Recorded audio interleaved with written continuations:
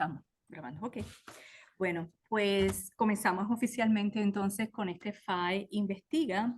El decano acaba de sentarse, pero le voy a pedir que pase por aquí, diga 2 palabras nada más de bienvenida y entonces comienzo a presentar a nuestro invitado. No lo deje ni sentarse al pobre. El decano, el doctor Rafael Arrero. Gracias, Camil, y gracias a ustedes, gracias a los presentes y a los que están de forma virtual. Aunque ustedes no lo crean, FAE Investiga ya lleva 4 años. O sea, fue una idea que surgió. Mirna era la decana, yo era el decano asociado y Ángel Carrión era el director de CICIA. Y vimos en esto una oportunidad para que nuestros profesores pudieran compartir estas investigaciones exquisitas, ¿verdad? Y ha sido un éxito, pero realmente Camil lo ha llevado a otro nivel. Camil, yo te agradezco mucho, ¿verdad? Porque cuando hacía falta, dijiste, pues está bien, yo me encargo. Y agradezco al doctor Jairo Ayala, que ha sido una bendición para nosotros, o sea, desde que está con nosotros, ¿verdad? Todo lo que ha aportado en el Instituto de Estadística y que comparta pues esta investigación. Así es que no me demoro más. Adelante con la actividad. Gracias, Miguel. Pues efectivamente, la idea de FAE Investiga es que los profesores, los docentes de la facultad puedan compartir las investigaciones en curso o las ya terminadas o publicadas recientemente, porque los profesores de la FAE investigan y publican muchísimo, pero no necesariamente se sabe lo que se está haciendo, no se comunica lo suficiente. Y esto es una dolencia de todas las facultades, no es nada más de administración de empresas. Así que aquí lo que queremos es ver la variedad tan exquisita y tan grande de investigaciones que se están haciendo y las diferentes disciplinas, los diferentes acercamientos. Así que la presentación de hoy promete ser también bien interesante. Cuando me dijeron cáncer, me dijeron no, mamografías y cosas así, fue como, ¿what? Espérate, ¿qué es esto? Pero los que me conocen saben que yo soy una interdisciplinaria por naturaleza, así que adoro este tipo de investigación y de presentación. Así que ¿a quién tenemos hoy aquí? El doctor Jairo Ayala Godoy, de nacionalidad colombiana, posee un doctorado en probabilidad y estadística del Centro de Investigación en Matemáticas de Guanajuato, México. También una maestría en matemática estadística de la Universidad de Puerto Rico del recinto de Mayagüez y una licenciatura o bachillerato en matemáticas de la Universidad Industrial de Santander, Bucaramanga, Colombia. Desde septiembre del 2021, no hace tanto, forma parte de la plantilla de profesores del Instituto de Estadísticas y Sistemas Computarizados de Información de la Facultad de Administración de Empresas. Así que, al igual que el decano, me uno a su comentario de expresarle las gracias de haber aceptado estar aquí con nosotros. Lo dejo con Jairo. Al igual que en otro FAE Investiga, por favor apunten la pregunta y al final entonces revisamos y conversamos un poco sobre su presentación. Adelante, doctor. Muchas gracias, Amén. Bueno, muy buenos días a todos y de verdad muchas gracias por estar aquí. Es bastante agradable estar mostrando este tipo de presentaciones, ¿no? Me disculpo porque siempre que presento me muevo mucho y como esto es híbrido, va a estar medio raro ahí si no aparezco mucho en la pantalla. Algo que me da curiosidad, que siempre me gusta explicar, yo soy licenciado en matemáticas porque en Colombia la licenciatura no es un bachillerato normal, no es, te enseñan o te educan para educar, ¿no? O sea, creo que aquí en Puerto Rico hay algo de normales superiores, o yo no sé si eso, o en México es donde existen las normales superiores, ¿no? Ya he vivido en varios países que ya revuelvo, no sé en dónde. Nada, esta investigación lo pensé mucho, ¿no? Cuando Camil me invitó, estuve pensando bastante qué hacer. Yo llegué aquí a la FAE, ya voy casi a cumplir 3 años, ¿no? El tiempo pasa bastante rápido. Y entiendo y considero que uno se tiene que acomodar al sitio donde está trabajando, ¿no? Entonces he intentado iniciar un par de investigaciones que tengan que ver, estén relacionadas con la FAE, ¿no? Pero quise mostrar esta investigación que quizás se sale un poquito del paradigma de la FAE porque no es completamente de empresas, por la relevancia del tema y porque la acabo de volver a retomar, ¿no? Es mi primera investigación que hice, la hice más o menos en el 2018-2019, era parte de mi tesis doctoral. Yo hice una estancia de investigación en España y trabajé con doctores de España de la Universidad Carlos III de Madrid, el doctor Juan Romo, que en su momento era el director de la universidad, y la doctora Rosa Lillo, que es la directora del Instituto de Big Data, ¿no? Hace, bueno, a todo el mundo yo creo que nos pegó parte o situaciones de la pandemia, ¿no? Yo iba, estando en Cancún, iba para España a hacer una estancia de investigación de 6 meses y la tuve que cancelar por el problema de la pandemia. Bueno, eran 3 meses realmente. Bueno. Eh, pero nada, estos señores, cuando yo llegué a España, me gustó mucho ese paradigma que tiene la gente de España, porque en México, cuando estudié mi doctorado, sentía que mi asesor me decía como que usted va a hacer clasificación, datos funcionales, necesito que se aprenda eso y vea muchos cursos y mucha matemática y dele a eso. Pero como que sentía que no me enseñaba, bueno, ¿y cómo investigo, no? O sea, ¿qué significa investigar? Porque sentía que mi doctorado estaba siendo muy fuerte en la parte de matemática, entendía muy bien los conceptos, pero inventarse un tema de investigación es bastante complicado, ¿no? Cuando llegué a España, hablé con este señor que me causó mucha curiosidad porque era el rector, ¿no? Y todo el mundo me decía, pues si es el rector no va a tener tiempo para estar atendiendo a usted haciendo una investigación, como que no pierda el tiempo. Nada, decidimos irnos porque el señor era muy bueno en el tema y nada, o sea, siendo rector y todo, nos veíamos 2, 3 veces a la semana, o sea, no había ningún problema. Se veía que le encantaba la investigación, entonces estaba muy metido. Pero algo curioso fue que como a las 2 semanas me dijo, mira, este es el tema, ¿te interesa? Yo le dije, claro, es un tema bien interesante de investigación, le pega a mi tema porque yo hago clasificación, entonces, ¿por qué no trabajar con...? Tuve que aprender un montón, la universidad está, los investigadores de la universidad están completamente de la mano del Hospital Carlos Marañón en Madrid. Hay muchos investigadores que tienen su oficina en el hospital, ¿no? Investigadores de muchas disciplinas, ¿no? Y uno de estos era un médico que hacía investigación que nos decía, bueno, el problema de clasificación de mamografía sigue siendo un problema bastante relevante, ¿no? Me estoy adelantando un poquito en el tema, pero realmente lo que pasa es que la mamografía realmente la admira un radiólogo, ¿no? El experto, el radiólogo, muy visualmente, pero lamentablemente se cometen muchos errores, ¿no? Entonces la idea es buscar una forma de hacerlo, aprovechar la parte automatizada, ¿no? La parte computacional para ayudarle al radiólogo, ¿no? Y bueno, quería terminar mi comentario de España porque a los 15 días me dijo este profesor, bueno, y tráigame la introducción. Y yo, ¿introducción de qué? ¿De qué está hablando? O sea, no, vamos a entender el tema, vamos a dedicarnos a aprender. Me decía, no, esto hay que hacer la introducción porque esto es un artículo, hay que escribirlo rápido, ¿no? Me di cuenta las diferencias fuertes de aprender, ¿no? Y siento que aprendí bastante porque, tío, me sentí en México que estaba un poquito como frustrado de que yo quería comenzar a escribir, a publicar y no sabía cómo hacerlo. Bueno, y entonces hace 6 meses me contactaron, me dijeron, Jairo, bueno, pero hay que terminar la investigación porque hicimos una parte, ya publicamos un artículo. Entonces, por eso fue que me pareció interesante retomarla porque fue una investigación que estoy haciendo paralela ahorita con la gente de España.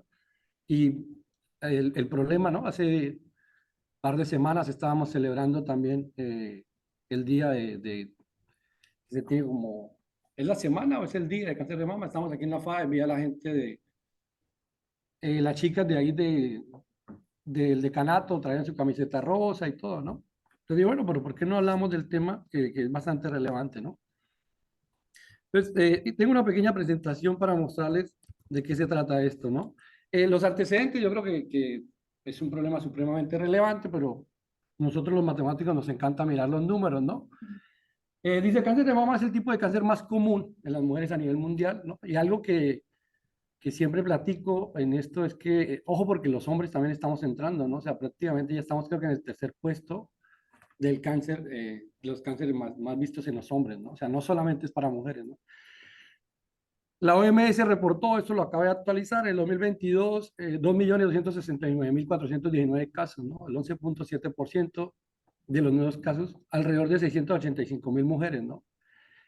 Se estimó que 1 de cada 8 mujeres estadounidenses padece cáncer de mama en el transcurso de su vida, ¿no? Entonces yo creo que como investigador, como persona que uno dice, bueno, queremos aportar algo pues a la sociedad, se vuelve un problema muy relevante, ¿no? Uno dice, bueno, esto algo anda mal y deberíamos buscar la manera de ayudar, ¿no? Si podemos hacer algo, pues sería interesante aportar, ¿no? La detección temprana que juega un papel muy importante, ¿no? O sea, hablábamos con esta parte de médicos en el hospital y decía, uno de los problemas es que detectar el cáncer no nos interesa. O sea, cuando ya llega el paciente, le hacemos la mamografía y tiene cáncer, pues lamentablemente es un problema muy grave porque ya lo único que vamos a hacer es un proceso, pero ya lo tiene, o sea, es muy difícil. El tratamiento es muy diferente, ¿no? Nos encantaría poder tener algún proceso automático de que par de meses o al menos un tiempo atrás, poder saber que a esa persona se le va a desarrollar cáncer de mama o no, ¿no? Esa es la parte interesante, o creo que es la parte de la investigación, ¿no? Detectarlo quizás, como les decía, cuando ya lo tiene, pues lamentablemente los tratamientos son otros, quizás vienen las quimios, vienen un montón de cosas, pero ya es un proceso diferente, ¿no? Lo interesante sería poder ver eh, qué características tiene la persona que va a tener cáncer de mama en los próximos años, ¿no? Y la mamografía sigue siendo el método clásico y el más el utilizado para detectar este tipo de cáncer, ¿no? Entonces, uno de los problemas relevantes de aquí es, bueno, ¿qué es la mamografía? Es una imagen plana obtenida a través de rayos X. Esta imagen puede ser utilizada como para la detección temprana o para el diagnóstico, ¿no? Ya se utiliza obviamente para las dos cosas. En esta imagen se pueden obtener información acerca de la localización y las características de las lesiones presentes. Y normalmente se obtienen desde dos puntos de vista o de dos formas de tomarla. Por aquí les coloqué un ejemplo, ¿no? La primera parte es la craneocaudal, que se hace en la parte de arriba, y la vista medio lateral oblicua es la que se hace por la parte del lado, ¿no? ¿Cuál es el problema de cualquier imagen de estas? Bueno, que es una imagen en 2D, ¿no? Pero el problema está en 3D, entonces, pero bueno, hasta ahorita no existe un mecanismo, un sistema que tome mamografías 3D, que sería quizás lo ideal, ¿no? Entonces el análisis de una imagen de estas se vuelve un problema retante de investigación, ¿no? En todos los problemas clásicos, cuando usted revisa la literatura, esto es un problema que está muy encajado en la gente de computación, en la parte de análisis de imágenes, ¿no?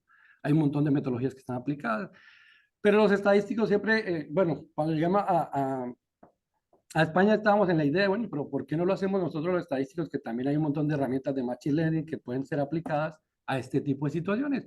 Y la idea era esa, ¿no? Mi tesis doctoral era de análisis de datos funcionales. El dato funcional se puede ver como una imagen, bueno, pues entonces encajaba muy bien, ¿no? ¿Cuál fue la motivación realmente del problema? Bueno, cuando tú haces investigación, tienes que buscar algún problema de investigación para solucionar, no una hipótesis que puedas plantear, ¿no? Dice, la interpretación de mamografía es un trabajo de gran complejidad para el radiólogo, ¿no? La interpretación visual es subjetiva, obviamente existe una variabilidad muy grande, más o menos alrededor del 75% se dice de los radiólogos logran detectar las anomalías que se tienen, ¿no? O sea, entonces un porcentaje relativamente bajo, ¿no? Y bueno, y lo que dice la segunda referencia, que me parece bastante interesante, es que entonces depende del radiólogo, ¿no? O sea, hay radiólogos que llevan muchos años que se les han mostrado la misma imagen y una persona piensa una cosa y la otra totalmente diferente a la otra, ¿no? Entonces esto genera pues mucho ruido de clasificación a la hora de tomar una decisión. Entonces, dado esto y revisando la literatura que es bastante extensa, consideramos que era un problema de investigación relevante, ¿no? La parte, revisar computacionalmente cómo podernos inventar desde el punto de vista estadístico algo que me ayudara a clasificar de forma automática las mamografías, ¿no? Siempre se ha pensado y se llegó a la decisión también allá de que aunque existen estos métodos de clasificación automática, siempre se va a necesitar el radiólogo, pues, como el ente que tome la última decisión, ¿no? Pero qué bueno que haya algo más que les ayude a tomar las decisiones. Entonces voy a entrar un poquito, no me quiero tardar mucho, pero creo que para entender el tema hay que explicar un poquito de qué se trata el problema, ¿no? La anatomía de una mama, ahí está las partes que a mí me dijeron, bueno, usted como estadístico, tenemos que explicarle tres cosas, o me la dieron como en tres partes más interesantes. Para ellos eran muy interesantes todas, pero para mí era la parte del tejido mamario, que era parte, y la parte del músculo pectoral. ¿Cuál es el problema en estas imágenes, más o menos, para ir entrando en el tema? Que el músculo pectoral, que es blanco, a ver, ¿cómo se hace una figura en rayos X más o menos para que todo el mundo la entendamos? Cuando tú proyectas los rayos X, la parte grasa, el rayo la atraviesa y no hay ningún problema, ¿no? Pero cuando tenemos tejidos, como es el músculo, lo va a reflejar como algo blanco, ¿no?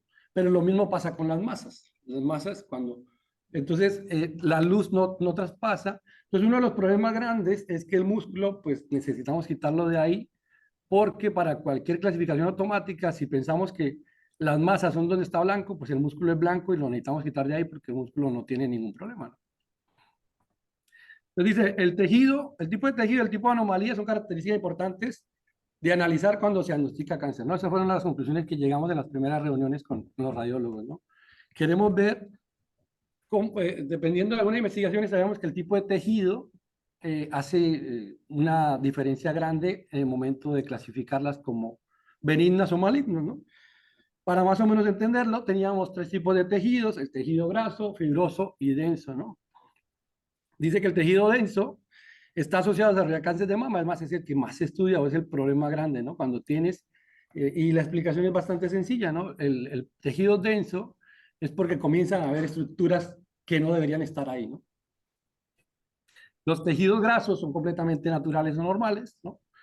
Y los fibrosos también, porque muchas de las partes fibrosas, comentaban los radiólogos, es que las mujeres en el momento de tener hijos, la parte de amamantar genera esta parte de la fibrosidad. Entonces, esas dos no eran problema, el problema es, pero lamentablemente también se comienzan a tener ahorita, no exactas, pero hay relaciones también con los otros tipos de tejidos, ¿no? Entonces, no simplemente hay que mirar los densos, los demás también, en algunos casos, pero pequeños, también existen, ¿no? Entonces, hay que, una clasificación que ellos me pedían era esta, ¿no? Tipos de tejidos, necesitamos saber qué tipo de tejido tiene cada una de ellas. Y el tipo de la anomalía, era la otra parte interesante. Existe otra vez una estructura ya muy común o clásica en la parte del tipo de anomalía. Una anomalía completamente clásica, conocida, es la asimetría, ¿no? O sea, es que si se le toma por un lado al pecho y por el otro lado salen cosas diferentes porque algo pasa, ¿no? Algo no está bien, ¿no? La distorsión de la arquitectura también, ¿no? O sea, lo que se espera siempre es que la mamá tenga una forma muy natural y entonces si está distorsionada la arquitectura, sus formas, porque algo también está pasando, ¿no? Y la última, y creo que también era la que se le da mucha importancia, es las microcalcificaciones, ¿no? También hay estudios ya bastante claros de que la estructura, es más, creo que lo que más se estudia ahorita en la actualidad para hablar de detección temprana, ¿no? Si a una persona se le detectan microcalcificaciones y dependiendo de la forma que se la detecta, ya hay estudios comprobados de que en los próximos años se le puede formar una masa con esas microcalcificaciones.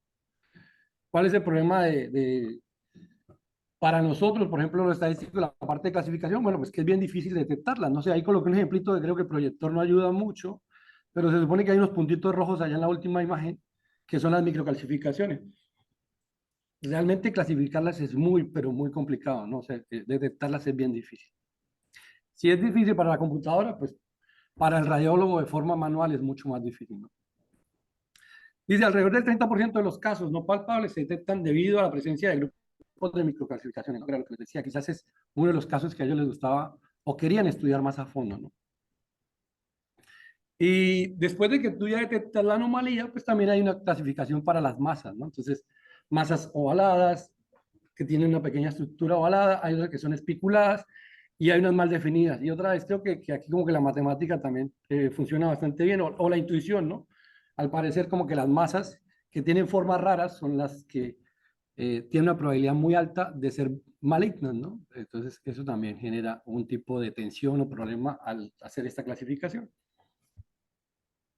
Yo creo que hasta ahí era un pequeño repaso, digo que a veces no sé si darlo o no darlo cuando explico estos temas porque quizás no a todo el mundo le interesa, pero digo, creo que es importante para que puedan entenderme lo demás, ¿no? Otra cosa que estudiando la literatura me di cuenta es que hay unas etapas en este tipo de análisis, ¿no? Hay varios procesos que ya son bastante claros, entonces el proceso de esto es, llamamos preprocesamiento, a la eliminación de elementos del ruido, ¿no? Otra cosa que quizás no lo mostré mucho bien, pero las mamografías se les coloca un número, ¿no? Se les coloca la vista, tal, nombre del paciente, no sé qué. Claro, cuando uno revisa estas cosas de forma automática, pues generan ruido todas estas escrituras que se le hagan a la mamografía.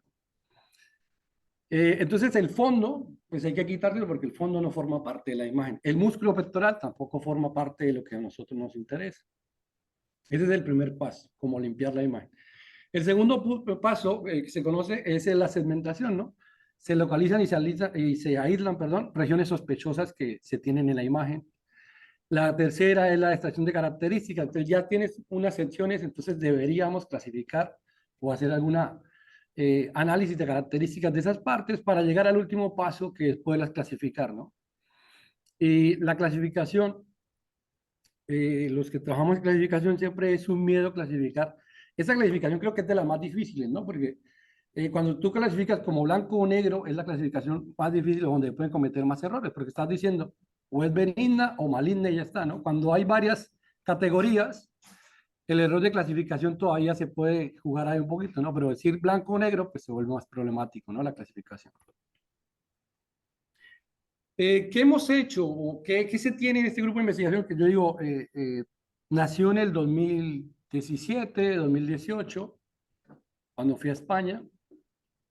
Luego logramos publicar un primer artículo en el 2020 y realmente con la pandemia, con el cambio de trabajo, porque me vine para acá, sentí que yo mismo fui el que paré la investigación un poco para tratar a estar aquí como más, no sé, quería estar como más tranquilo en la FAE, entender de qué se trataba esto. Y ahorita dije, bueno, pues retomarla no es mala porque me parece una investigación bastante bonita que no hemos terminado, ¿no? Entonces, el procesamiento, lo que les quería explicar, ¿qué es el procesamiento? Bueno, algo ya les había platicado, ¿no? Eliminar el ruido, pues hay muchos ruidos que se tienen. Lamentablemente a veces hasta las mismas enfermeras les colocan cintas para pegarlas en alguna parte y luego entonces eso genera ruido al momento de analizarlas, ¿no?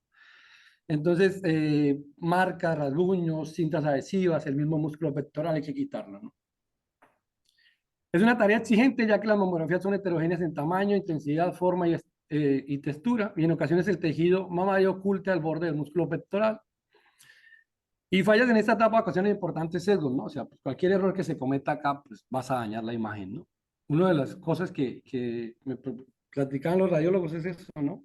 Si te excedes en quitar cosas del borde, también puedes que estés quitando cosas que sean importantes, ¿no? Entonces, ¿hasta dónde yo sé que voy a quitar?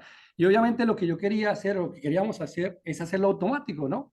No tiene sentido agarrar imagen por imagen y mirarla porque pues no vas a terminar nunca y eso no tiene sentido para un proceso computacional, ¿no? Lo que queríamos era que la computadora agarrara la imagen, la leyera, pudiera quitar lo que no le sirve y que hace con lo demás. Pues para esta primera parte tenemos un artículo publicado, ¿no? En la parte, nos dimos cuenta que en la literatura se publicaba esto. Pues nada, hay un artículo publicado con el doctor Romo y la doctora Rosa, las dos personas que les platiqué al principio, sobre ese paso de procesamiento, ¿no? Y les decía, eso fue lo que fue parte de mi tesis doctoral, pero la investigación, o en un principio, para lo que me buscaron ellos, fue para hacer la clasificación, ¿no? O sea, realmente estábamos haciendo un primer paso, ¿no? Y eso es lo que realmente está hecho. Pero hemos agarrado ya hace par de meses a retomar la investigación, entonces les quería platicar también un poquito de lo que ya tenemos y de lo que faltaría hacer, ¿no? Para explicarles un poquito de lo que hicimos, la metodología que utilizamos la partimos en dos partes. Una la llamamos remover los elementos de ruido de la imagen y la segunda, identificar y eliminar el músculo pectoral, ¿no?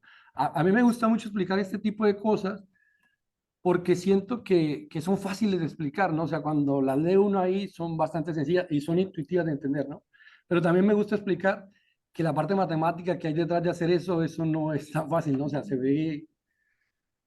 se ve muy sencillo, porque yo creo que cualquier persona puede entender, vamos a eliminar el músculo, pues quítelo y ya está, pero hágaselo eso automáticamente a 1000 imágenes que son completamente diferentes, ¿no?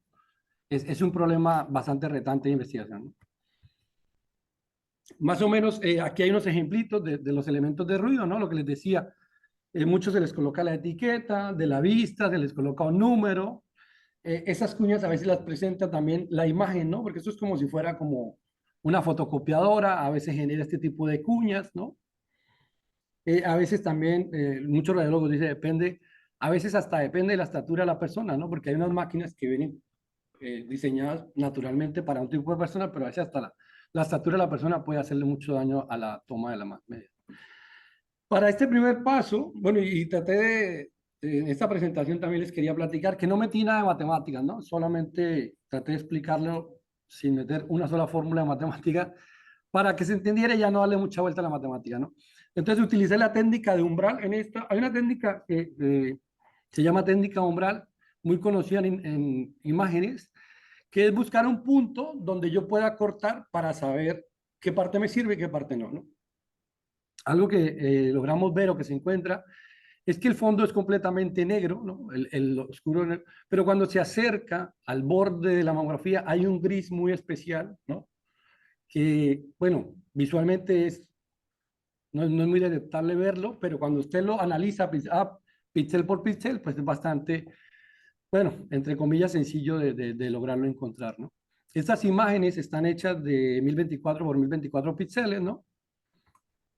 Pero lo que hacíamos, la técnica umbral lo que hace es calcular el histograma de frecuencias de los píxeles, ¿no? Entonces, coloqué un ejemplito ahí a mano izquierda, donde se puede ver la cantidad de píxeles que hay. Obviamente hay un borde bastante alto, creo que corté el histograma porque si no, no terminaría ahí. Hay un pico bastante alto de ceros, que el cero lo está identificando como el color negro, ¿no? Pero hay un punto de umbral que logramos encontrar donde se puede cortar la imagen para que lo de ahí para allá es lo que está dentro del tejido mamario que me sirve. Ojo, y eso también es importante entenderlo, que este punto umbral es, ¿cómo se llama esto? Perdón, se me olvidó el término. No es fijo, ¿no? O sea, depende de cada mamografía. O sea, cada mamografía le va a encontrar un punto de umbral diferente. Y matemáticamente se encuentra en el primer mínimo local que tú miras de izquierda a derecha, ¿no? Y ahí está. Entonces, nos dimos cuenta que con ese punto podíamos partir la imagen en una imagen dicotómica, ¿no? De blancos y negros.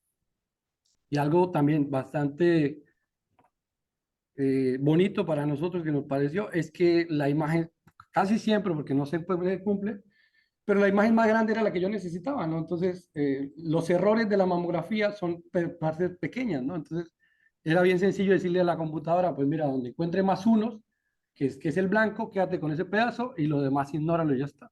Y más o menos eso fue lo que hicimos, ¿no? Que con algunas adecuaciones, porque te digo, no siempre pasa esto, hay mamografías muy pequeñitas, entonces también generaba ruido. Esto es lo que hace computacionalmente, se puede etiquetar, entonces lo que hice fue etiquetar por grupos, ¿no?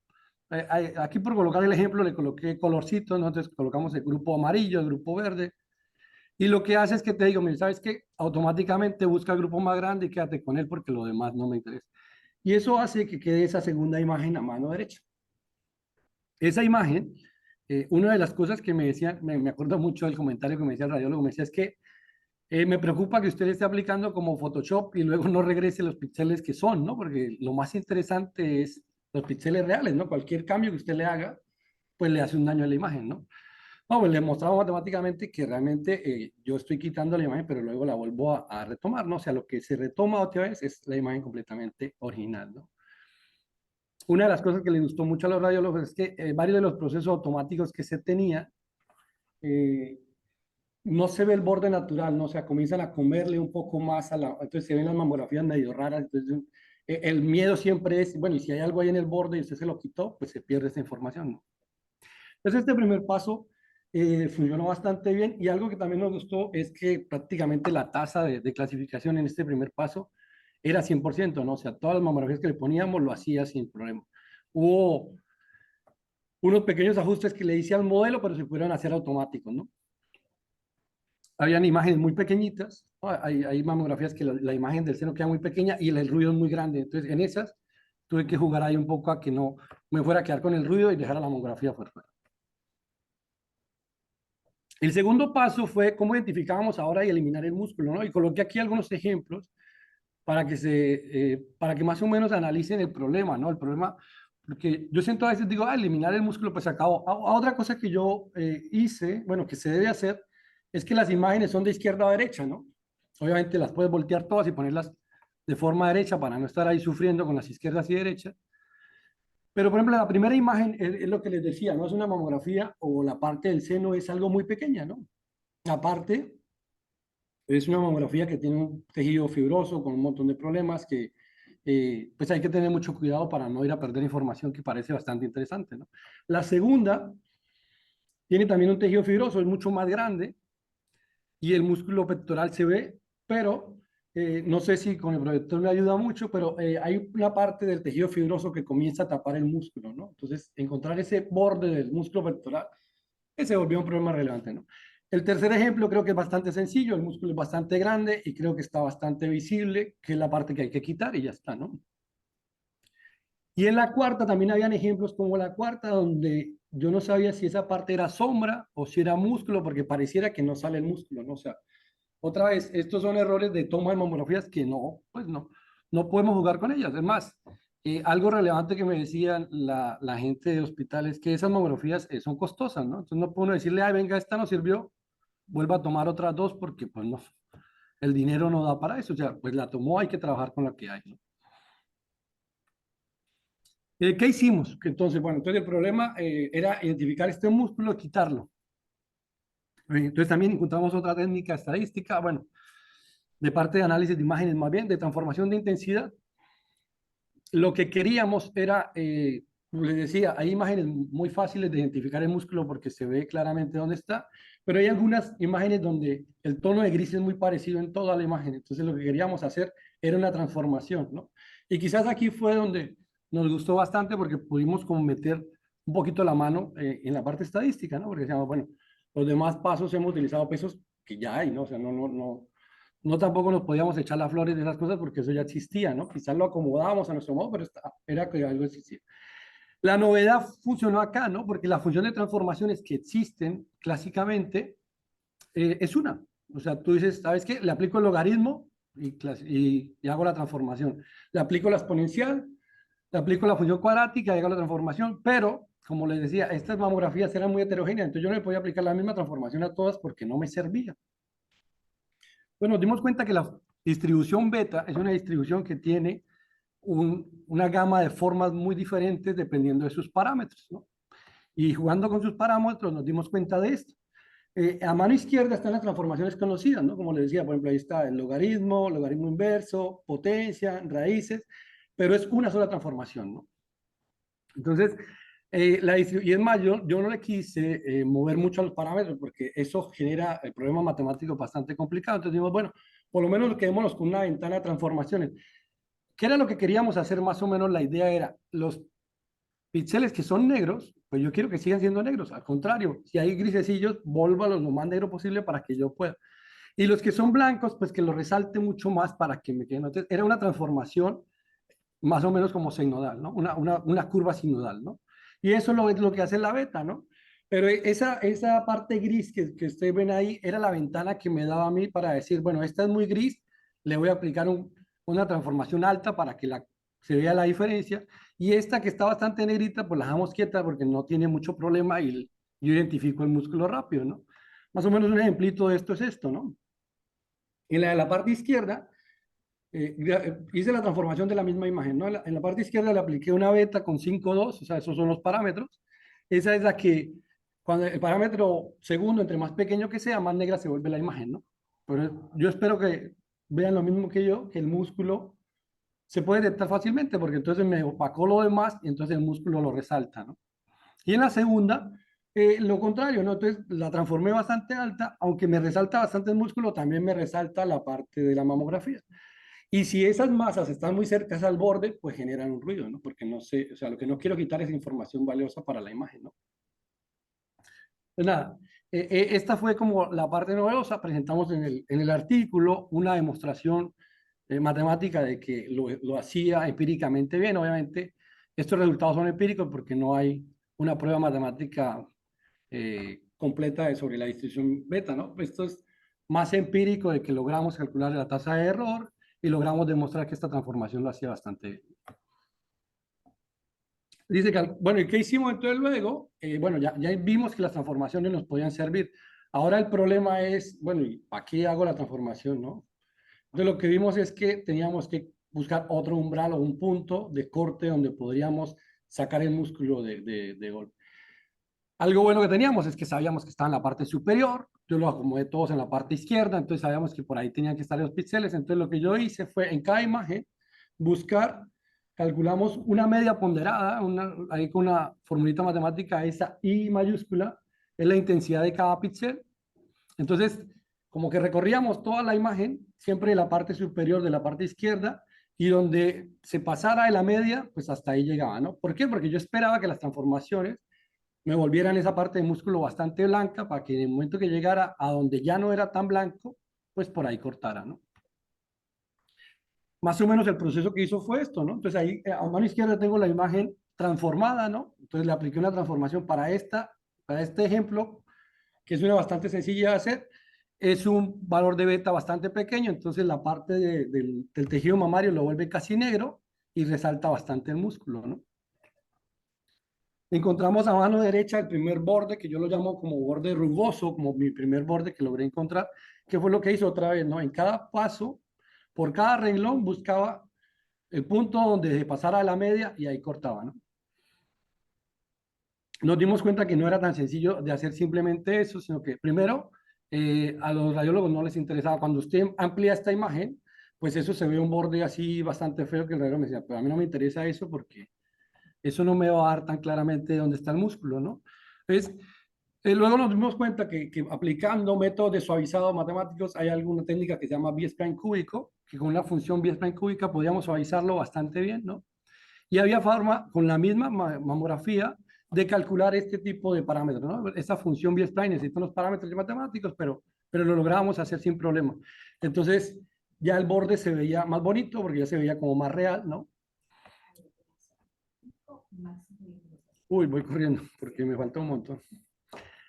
Y nada, entonces el último paso para terminar aquí rapidito y seguir corriendo es que dimos, bueno, no nos quedemos con un solo borde, calculemos muchos y veamos el que lo hace mejor, ¿no? Entonces, hicimos una partición de 20 bordes, el que más le gustó, creo que el que más gusta ahí es el rojo. Bueno, y ojo, esto de que más gusta no es manualmente, ¿no? Era automáticamente mirar dónde se acomoda mejor. Finalmente, después de que lo encuentras, pues lo quitas porque esa parte no te interesa en la imagen.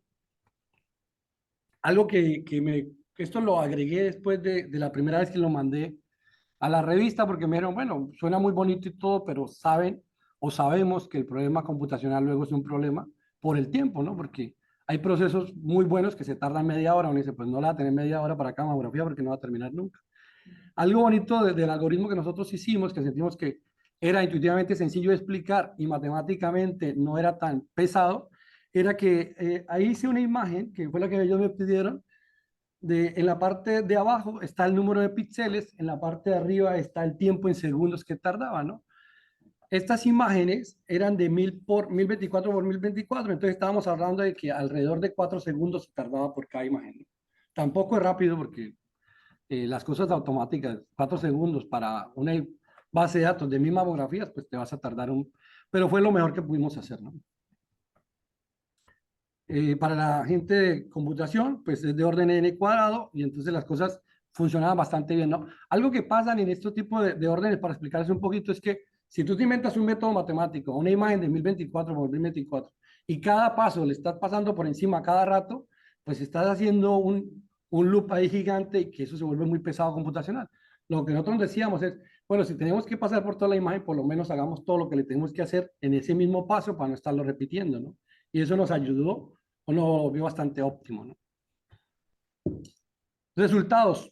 Nada, esta base de datos, una base de datos muy clásica que se conoce en la literatura, se llama MIAS, es un conjunto de datos de la Sociedad de Radiólogos. Y lo que hicimos fue, bueno, tenemos que hacerlo con este mismo mamografía para poder evaluar si lo hace bien o no con respecto a lo que lo hacían los métodos anteriores, ¿no? Tiene 322 mamografías y todas son las mamografías de vista MLO, ¿no? La vista medio lateral oblicua. Existen clásicamente dos métodos en los cuales se compara. Uno se llama tasa de aceptación y el otro se llama de tasa de error normalizada. La tasa de aceptación, esto se hace manual. Entonces los radiólogos agarran tu imagen y te dicen, mira, esta te quedó bien, esta la hizo más o menos, esta no. Entonces los radiólogos de la Carlos Marañón agarraron, después de que yo ya hice la limpieza y me dijeron, pero se conocen, ¿no? Y también tienen o sea, no es tan manual esto, sino que se espera que si lo quitó es porque visualmente ya no se ve absolutamente nada. Si lo hace adecuadamente es que quita al menos el 70% y la parte que no quitó es bastante reducida. Y inadecuada, pues cuando el borde definitivamente que encontraste no sirvió, ¿no? Aquí coloqué algunos ejemplos de lo que apareció con el método. Por ejemplo, el método nos dimos cuenta que aunque en la primera línea te das cuenta en las dos últimas, aunque el músculo es muy grande o muy pequeñito, el método lo hacía sin ningún problema. En la segunda línea, bueno, y en la primera línea también hay unas, por ejemplo, la primera es bastante gris, o sea, no sé si se dan cuenta que el músculo prácticamente no se ve o se traslapa mucho con la parte de la imagen, pero el método con la transformación ayudaba bastante a que no tuviera ningún problema. Algo que también le pasa a estas imágenes, aparece en la segunda línea, la de la parte izquierda, que depende del peso de la persona, a veces se crean como pliegues, ¿no? De los mismos, del peso de la persona, y entonces puede ser ruido para la imagen, ¿no? Parecer al método de nosotros no le generaba problema tampoco. Donde comenzamos a tener, las que nos clasificaron como aceptables son las dos de la línea del centro, a mano derecha, hay dos donde definitivamente dijimos, no, pues aquí como que no hubo forma de mejorarlo porque definitivamente hay una parte donde se equivocaban, ¿no? Debería haber seguido recto, pero se comenzaban a meter un poquito en la parte fibrosa. Y creo que una de las características que tenía es esto, ¿no? Donde está la parte fibrosa, pues nos equivocábamos o nos comenzábamos a equivocar un poco más. Y donde nos equivocamos totalmente, las últimas cuatro definitivamente no fuimos capaces. Por ejemplo, la de la esquina izquierda de abajo, el músculo está prácticamente como medio grisáceo, que no se alcanza a ver, y es lo que encuentras una esquinita de arriba, pero eso no es el músculo, ¿no? El músculo está mucho más abajo. En la segunda de la parte de abajo, de la última línea, a mí esa mamografía se me hace imposible de clasificar. Eso es una cosa blanca ahí que no se ve absolutamente para ningún lado sacarle el músculo, ¿no? Y el método, pues no lo hizo, ¿no? Rápidamente, porque me da pena dejar aquí a mitad de esto, esta fue la tasa de aceptación que nosotros tuvimos después de que los radiólogos lo evaluaron. Obtuvimos el 95.34%, o sea, quiere decir que realmente lo hicimos mal en 15 de las 322. Y al compararlos con los demás métodos, esto es lo que hace que quizás vale la pena publicarlo porque pues tuvimos una mejoría con respecto a los métodos que ya existían, ¿no? Luego también nos dimos cuenta que aparte de eso, había algo que llaman error de área normalizado. Es muy conocido en la parte de clasificación llamar a los falsos positivos y los falsos negativos, ¿no? Esos son términos muy conocidos en este tipo de temas. Entonces, Ricardo Freiman, que es un investigador que prácticamente en el 2004 fue el que publicó este primer artículo, él tenía unas curvas que dijeron, bueno, unos radiólogos pintaron unas curvas y dijeron, estos son los reales, pues mire con tu método qué tan bueno sale. Entonces le pedimos el favor a Ricardo, él es un profesor que está en la Universidad de Campinas en Brasil. Le escribimos, muy amablemente nos compartió los datos para podernos comparar con los de ellos y más o menos lo que encontramos fue esto. Las primeras dos líneas es como que la tasa de falsos positivos y falsos negativos. Ahí están las referencias, ¿no? Parece que Gabor, por ejemplo, se va con un mejor valor de falsos positivos. Nosotros, con el método propuesto, tenemos un buen valor de falsos negativos, no es el valor más pequeño, los coloqué en rojito como para que los entendiéramos un poco más. Algo interesante de nuestro método es que 52 imágenes de todas del grupo, bueno, perdón porque se me olvidó explicar esto, el grupo que analizamos es un subgrupo de 84 que tenía Ricardo ya establecidas. Entonces, de esas 84, 52 logramos obtener un error bastante pequeño, ¿no? Menor al 0.05%. Tanto en los falsos positivos como en los falsos negativos, ¿no? Ese es el 52 que tengo allá resaltado en rojo, que lo mejoramos a cualquiera de los otros métodos con los que nos comparamos. La siguiente línea están, ahora que el mínimo sea menos 0.5, pero el máximo le dan un poquito más de probabilidad 0.10, ahí tuvimos 18. Y algo más relevante quizás en la tabla para mirarlo es que las últimas tres casillas las tenemos en cero, ¿no? O sea, que cuando nos equivocamos así por un montón, ¿no? O sea, son puntuales las dos o tres imágenes que definitivamente no se pueden clasificar, que al parecer le pasa casi a todos los métodos, que son imágenes bastante difíciles de clasificar. Conclusiones. Creo que otra vez lo que nos llevó a que esto se pudiera publicar es porque estábamos proponiendo algo nuevo, ¿no? La distribución beta proponía algo interesante, que aunque es interesante hablar de que estos resultados se hicieron de forma heurística, pues tenía bastante idea que mejoró, ¿no? ¿Qué falta del trabajo? Que era lo que les decía, bueno, ¿y por qué empecé otra vez a hablar de este tema? Bueno, porque me contactaron y me dijeron, terminémoslo, ¿no? ¿Qué es lo que falta? Se supone que la siguiente etapa es la de segmentación, ¿no? Agarrar la imagen y agarrar las partes que a mí me interesan, ¿no? Por ejemplo, esa imagen ahí de ejemplo tiene dos masas, ¿no? Una masa un poco ovalada, redonda, y la otra una de bastante forma extraña, que son las que les decía al principio, son bastante, bueno, como que bastante necesario estudiarlas para porque son las que posiblemente traen la parte de ser malignas, ¿no? La segmentación. Perdón, aquí se me olvidó decirles qué hemos hecho, ¿no? En esta etapa de extracción de características tenemos un trabajo parcial adelantado, donde hemos analizado algunas herramientas de datos funcionales. Otra vez, existe este campo en la parte de análisis de imágenes, pero nosotros queremos aportar desde la parte de estadística, ¿no? Y con mi tema de investigación, que es la parte que yo conozco. En la parte de segmentación, adelantados, aplicamos una técnica que se llama vectores direccionales con ventanas dinámicas, lo que hace prácticamente recorrer la imagen, detectando los vectores direccionales. Y esa técnica se nos pareció supremamente interesante porque sin ningún problema él detecta rápidamente donde hay una figura que se forme, ahí la va a detectar sin ningún problema, ¿no? Computacionalmente es un poco costoso porque se tiene que redistribuir los vectores direccionales cada vez que te muevas en la imagen, pero sentimos que vale la pena seguirlo estudiando porque lo hace bastante bien, ¿no? Dice, faltaría clasificar el tipo de anomalía y el tipo de masa, perdón que ahí hay un error en la presentación, ¿no? El tipo de masa deberíamos tratar de clasificarlos. La segunda, lo otro que también hemos hecho, hemos adelantado este par de meses, es que aplicamos un análisis discriminante funcional. Análisis discriminante es una técnica estadística también muy clásica y muy conocida, pero desde la parte funcional es bastante interesante y es algo nuevo, ¿no? El análisis de datos funcionales es relativamente nueva. Y entonces aplicar, pensando que cada imagen es un objeto, nos dimos cuenta que aquí hemos logrado identificar o clasificar los tejidos, ¿no? En este tejido de la parte izquierda, la imagen, el ejemplo, es un tejido graso, que es de los que suponemos que es normal, y de ahí para allá comienza a escalar el problema, ¿no? En el primero es de tejido fibroso mínimo, el otro es medio y el otro es alto, ¿no? Y el método que estamos aplicando, discriminante lineal funcional, ha funcionado, perdón por la redundancia, ha funcionado bastante bien, ¿no? Pero otra vez esto es parte del estudio, no podemos comenzar a dar ahorita resultados porque es lo que se está haciendo en el momento que se espera publicar con esto.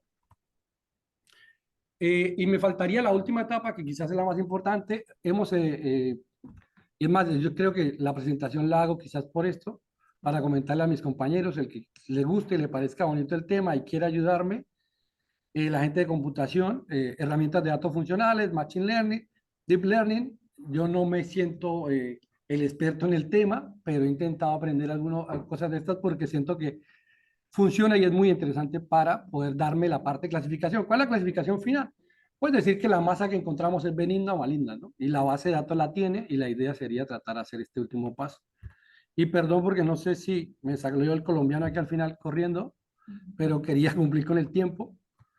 Les agradezco mucho por estar aquí y a los que están conectados, obviamente.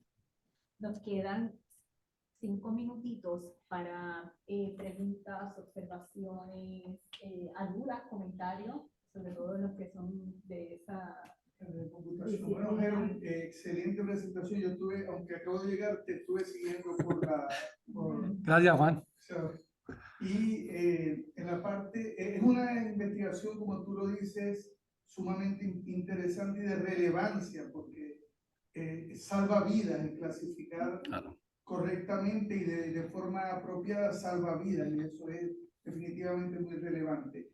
En la parte donde hablabas de una gráfica de tiempos versus tamaño de la imagen, ¿verdad? Creo que eran 5 segundos, 4 segundos.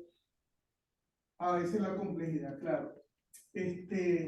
A veces en ese tipo de gráfica es importante asociar la descripción del hardware con el que se produjo ese tiempo. Tiene toda la razón. Porque ese tiempo va a ser dependiente de la arquitectura, las características del hardware. O sea que de repente en un equipo puede ser bueno, pero en otro no tan bueno, o en otro puede ser muy bueno, excelente. Muchísimas gracias por el comentario, Juan. Sí, tiene toda la razón. Es más, lo que hicimos fue probarlo con un computador convencional, o sea, no queríamos meterle nada. Claro, si tú lo mandas esto a la nube o a trabajarlo seguro, lo puede hacer mucho más rápido. Esto fue con mi computador de doctorado, que tenía 4 núcleos, 512, y funcionó 4 segundos. Pero si lo pones en orden de n cuadrado, no importa. Claro. Una pregunta respecto sobre la media.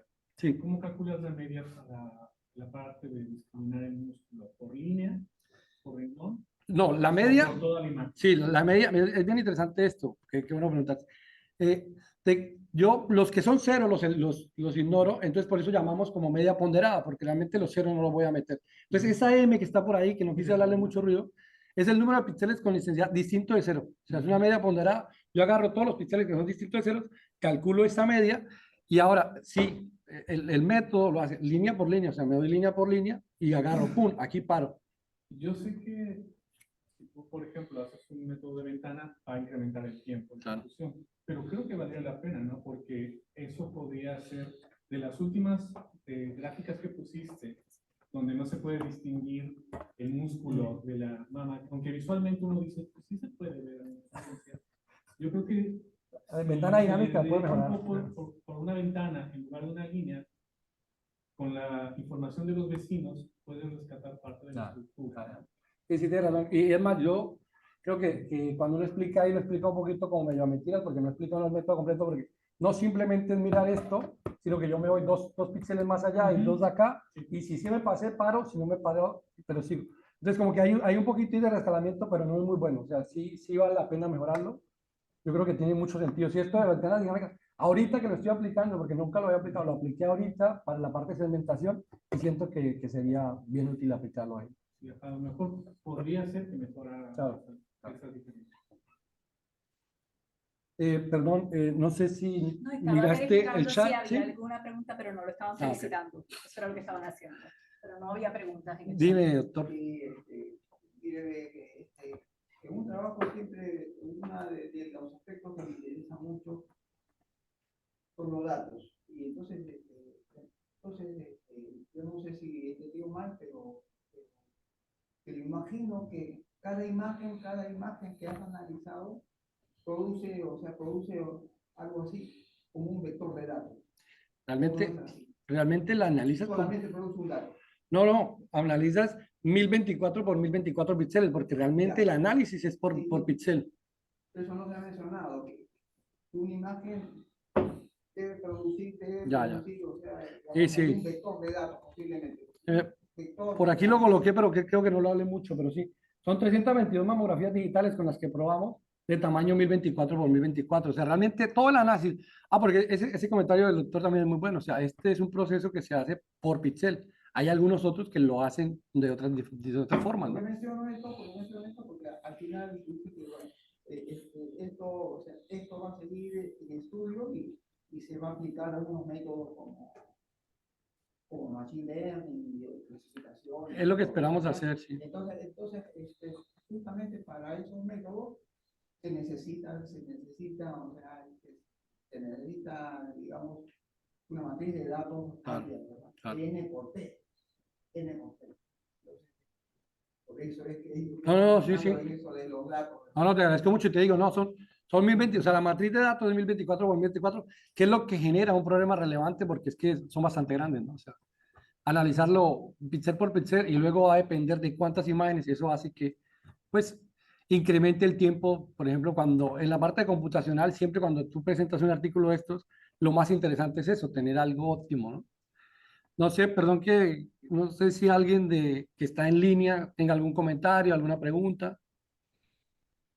Puedes decirle que abran el micrófono. Bueno, si lo quieren. no sé si tenemos tiempo, perdón, pero pregunté.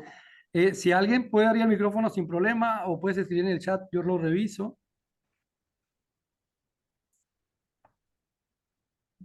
¿Y acá hay alguna otra pregunta? Como en el caso de los cráneos, también hay normalización, revolución y patrones para... No existe. Yo creo que es una buena idea también, ¿no? A mí me lo propusieron cuando lo publiqué. La misma Carlos Marañón me lo propuso, es porque también tienen imágenes de cáncer de próstata. Pero esas imágenes, yo no he querido meterme mucho en el tema, porque esas imágenes, entre comillas, son más sencillas, porque realmente es más sencilla la imagen, pero me preocupa un poquito que la técnica vaya a pegarle, porque la clasificación se vuelve más difícil. Como las imágenes son tan sencillas, pues cometer un error se vuelve más grande, ¿no? Pero esa es la única propuesta que me han hecho, pero lo de cráneo siento que fuera bastante bien, ¿no? Yo no lo he hecho y no existe en la parte estadística, existe en la parte de análisis de imágenes, sí dice que existe el método, ¿no? ¿Alguna otra pregunta? ¿Comentario?